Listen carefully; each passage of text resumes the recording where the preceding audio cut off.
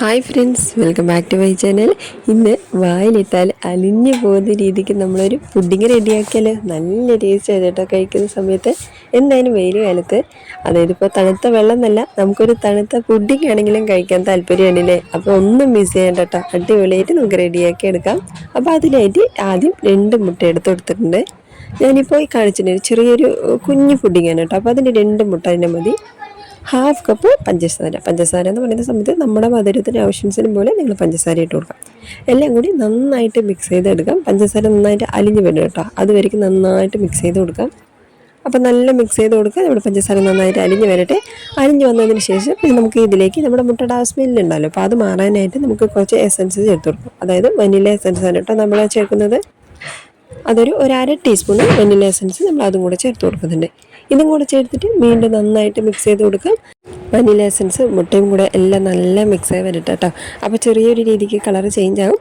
അപ്പോൾ എല്ലാം കൂടെ നന്നായിട്ട് മിക്സ് ചെയ്ത് കഴിഞ്ഞാൽ പിന്നെ നമ്മൾ ഇതിലേക്ക് പാലാണ് കേട്ടോ. 1/2 കപ്പ് പാല്, റൂം ടെമ്പറേച്ചറിലുള്ള പാല്, കാച്ചി വെച്ച പാലാണ് കേട്ടോ. ചൂടൊക്കെ ആറിയതിന് ശേഷം അത് നമ്മൾ ഇതിലേക്ക് ഒഴിച്ചു കൊടുത്തിട്ട് വീണ്ടും നന്നായിട്ട് മിക്സ് ചെയ്ത് കൊടുക്കാം.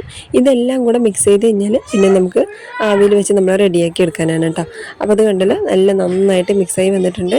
നമുക്കിനി വേറെ പാത്രത്തിലേക്ക് ഒഴിച്ചു കൊടുക്കാം കേട്ടോ. അപ്പോൾ ഇത്രയും മാത്രമേ നമ്മൾ ചേർത്ത് കൊടുക്കാനുള്ള സാധനങ്ങളുള്ളൂ. അപ്പോൾ ഇതുപോലെ മിക്സ് ചെയ്ത് കഴിഞ്ഞാൽ ഞാൻ ഇനിയിപ്പോൾ ഒരു കുഞ്ഞ് ബൗൾ എടുത്തിട്ടുണ്ട് കേട്ടോ.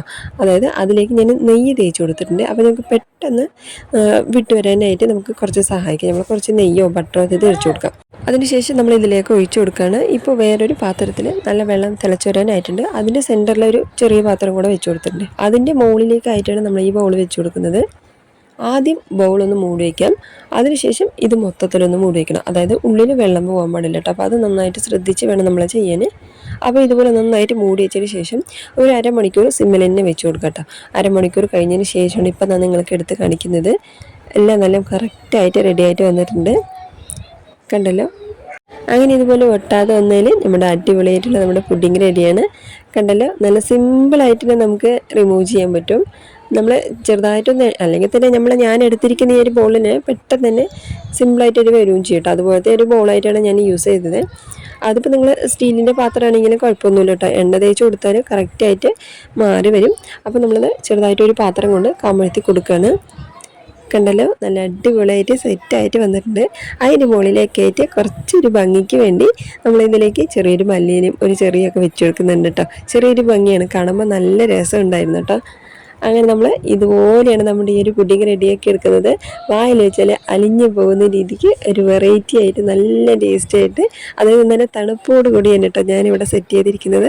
അപ്പോൾ നല്ല തണുപ്പോട് കൂടെ തന്നെ കഴിച്ച് നോക്കുക. നല്ല ടേസ്റ്റാണ്, ഈസിയാണ്. 2-3 സാധനങ്ങൾ ഉപയോഗിച്ചുകൊണ്ട് നമുക്ക് അടിപൊളിയായിട്ട് റെഡിയാക്കി എടുക്കാം. എല്ലാവരും ട്രൈ ചെയ്ത് നോക്കാം. നല്ല സ്മൂത്ത് ആയിട്ടുണ്ട്, കണ്ടില്ലേ. അപ്പോൾ എല്ലാവരും ട്രൈ ചെയ്ത് നോക്കട്ടോ. കൂടെ തന്നെ നമ്മുടെ ചാനൽ സബ്സ്ക്രൈബ് ചെയ്യാതെ കാണുന്നവരാണെങ്കിൽ എല്ലാവരും സബ്സ്ക്രൈബ് ചെയ്യാനും ലൈക്ക് ചെയ്യാനും കമൻറ്റ് ചെയ്യണം. ഇഷ്ടപ്പെട്ടുള്ളവർക്ക് എല്ലാവർക്കും ഒന്ന് ഷെയർ ചെയ്ത് കൊടുത്ത് ചാനലൊക്കെ ഒന്ന് സപ്പോർട്ട് ചെയ്യാനൊന്നും മറക്കല്ലേ.